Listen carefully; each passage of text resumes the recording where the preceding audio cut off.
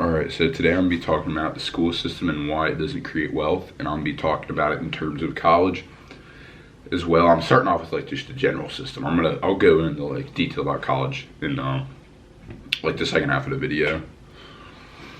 Alright, so one of the biggest issues with school is obviously you never use the information. I mean, let's be real.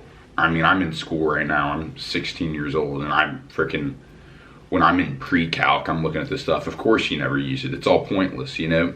I don't know why they teach it. It's just the way the school system is. It's outdated. They teach you to follow instructions. They're like, oh, do this paper and do it this way. They're teaching workers.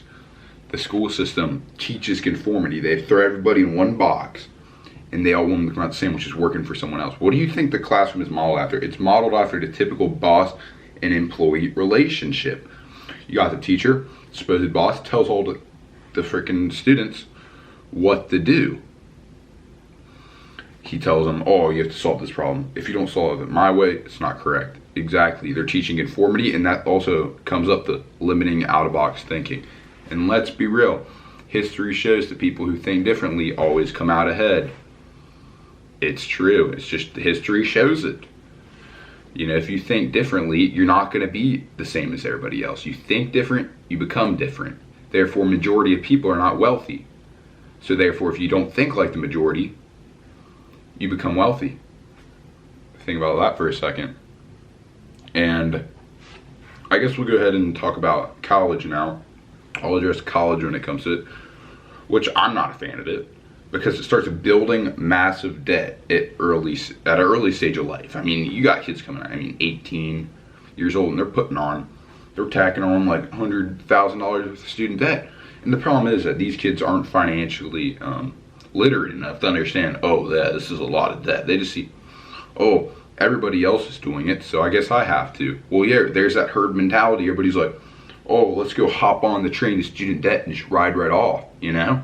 That's exactly what's going on in the world today. I mean, I see it all the time.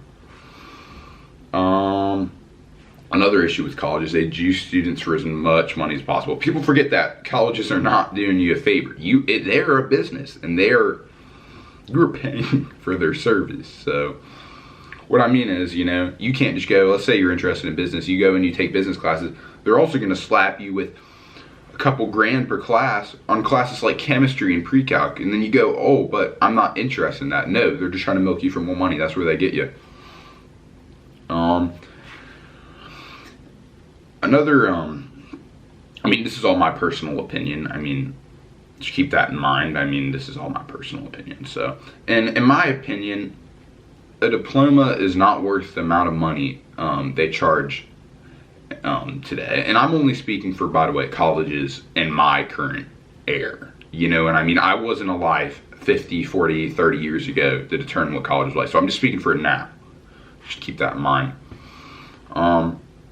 I don't think a diploma is worth $60,000, $100,000, just for the reason that I really am a strong believer that a mindset can carry you a billion times farther than just a piece of paper. If you have the mindset, it's not a matter of if, it's a matter of when.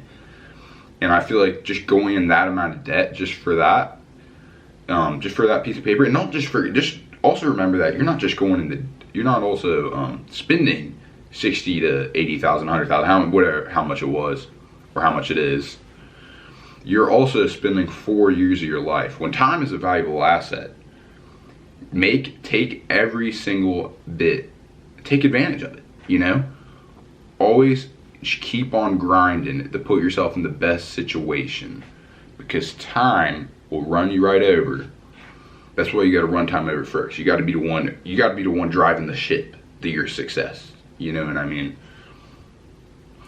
Well, and another reason is success is created in the real world. People become wealthy in the real world. They don't become, I mean, you're not going to become wealthy just sitting there doing math problems or whatever. No, it doesn't work like that. The real world doesn't work like that. That's why I'm so mad at the school system myself, because I have to sit here and put up with it for the rest of how long I'm in high school. And what I mean that success is created in the real world is that all the investing all happens not while it all happens in the real world. All right, I'm having a bit of trouble explaining that real quick, but yeah. So, which also leads us to lack of real world experience. If you don't have real world experience, in my opinion, is the most valuable experience you can get. There's no price on it. You can't put a price on the real world experience. So, if success is created in the real world, why wouldn't you want to start earlier and not take those 4 years and 80K just to get that piece of paper, if you know what I'm saying? And this also isn't applicable. I mean, if someone's dream is to be a doctor, a lawyer, I mean, obviously you have to go. But I'm just talking about if you want to be insanely financially independent ahead of time. So let's just take the example of $60,000 for a diploma. What would that $60,000 be better invested in? The $60,000 going to the 20% down payment on a residential property that works for you, or the $60,000 chipping away at you in student debt?